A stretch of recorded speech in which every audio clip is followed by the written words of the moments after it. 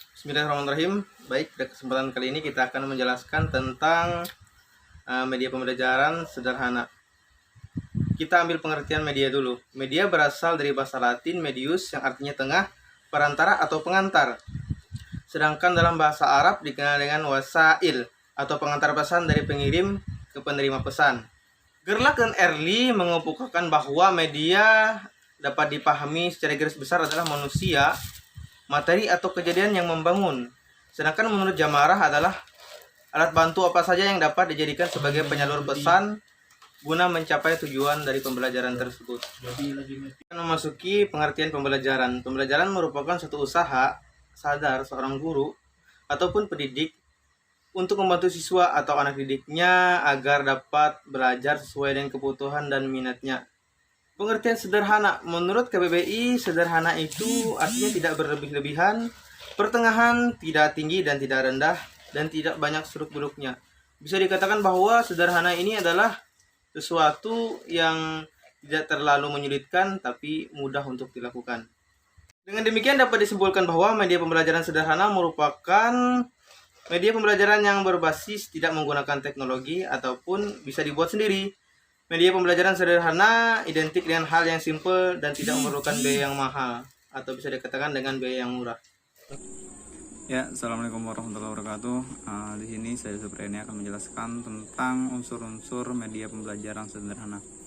Jadi dalam pembuatan media pembelajaran sederhana itu harus diperhatikan unsur-unsur desain tertentu, antara lain ini ada 8 hal.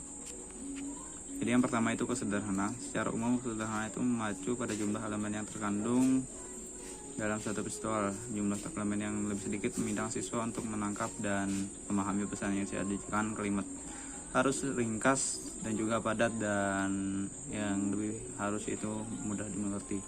Dan selanjutnya itu adalah keterpaduan, yakni ada terpaduan mengacu pada hubungan yang terdapat di antara elemen-elemen visual yang ketika diamati akan berfungsi secara bersama-sama. Yakni elemen-elemen itu harus saling terkait dan menyatu sehingga membantu pemahaman pesan dan informasi yang dikandungnya.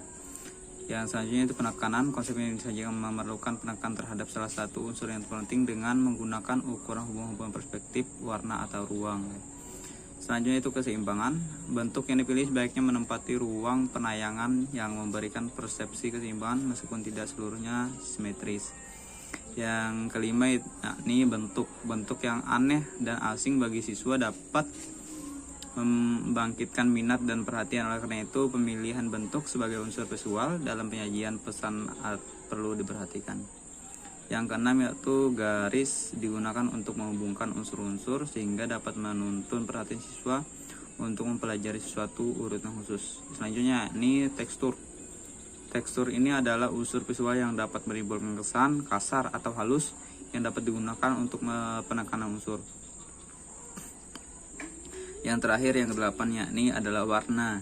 Jadi warna yang digunakan untuk memberikan kesan pemisahan penekanan untuk membangun keterpaduan, mempertinggi tingkat realistik objek, menunjukkan persamaan dan perbedaan serta menciptakan respon emosional tertentu. Jadi itu ada 8 hal unsur-unsur media pembelajaran sederhana yang bisa saya sampaikan. Sekian, terima kasih. Yang selanjutnya di sini saya akan menyampaikan macam-macam media pembelajaran sederhana. Seperti yang kita ketahui bahwa di lingkungan sekitar kita tentunya terdapat banyak benda yang dapat kita jadikan sebagai media pembelajaran sederhana. Hal ini hanya membutuhkan kreativitas dari seorang pendidik agar dapat merubah benda tersebut menjadi media tertentu agar dapat membantu proses tujuan pembelajaran.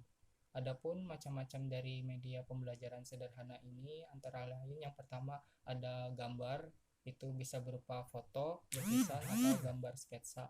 Yang kedua bisa peta atau globe. Yang ketiga bisa berbentuk grafik, yang dimana grafik ini ada jenisnya seperti grafik batang, grafik garis, grafik gambar.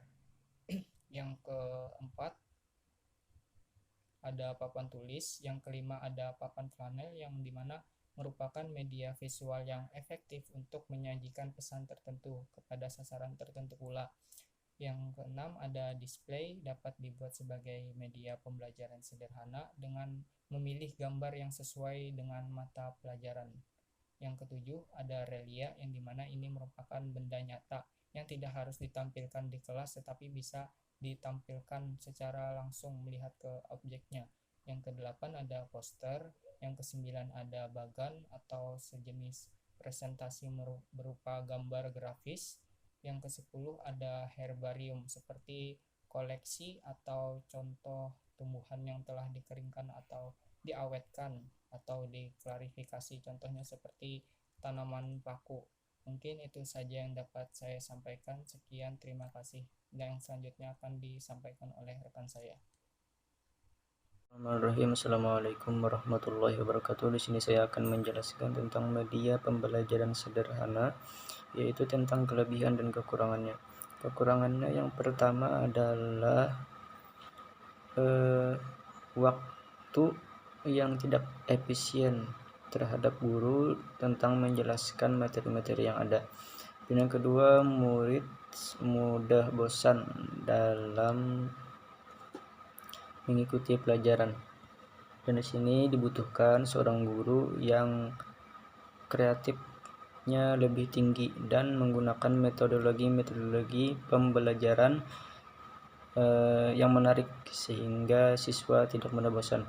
Dan kelebihan dari media pembelajaran sederhana ini yaitu dengan cukup menggunakan fasilitas yang ada di sekolah, misalnya dengan menggunakan papan tulis dan lain sebagainya. Namun itu dibarengi dengan